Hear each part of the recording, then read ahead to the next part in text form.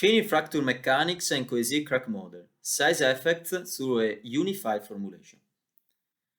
Well, so in this work we consider two different structural configurations.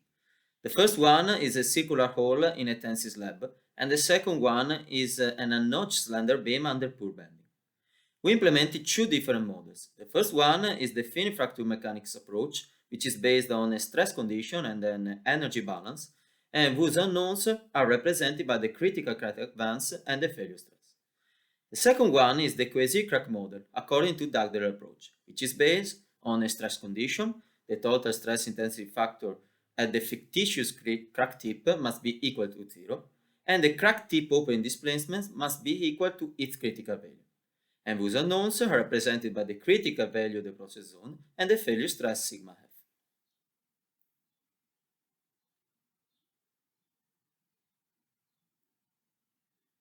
As concerns the theoretical formulation, for both structural configuration, the stress field and the stress intensity factor can be put in the following form, where here x and a are dimensionless with respect to the characteristic geometrical dimension c, and where here f are basically some shape function, and the same consideration hold for what concerns the cohesive crack model.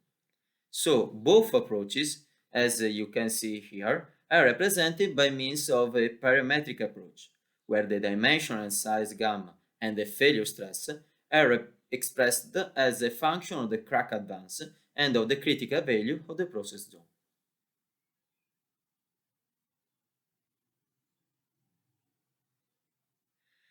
You can see here the size effect in a circular hole with some experimental data available in the literature, and here there are the values of the crack advance by finite fracture mechanics and the critical value of the process zone according to the cohesive crack model.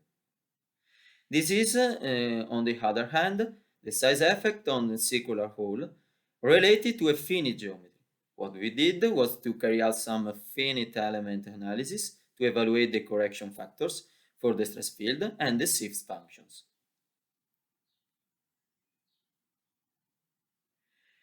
And here is represented the size effect on the unnotched beams under 4-point bending. Here you can see again the comparison with experimental data and the value related to APC and delta C. This master curve that we proposed fits very well finite fracture mechanics predictions.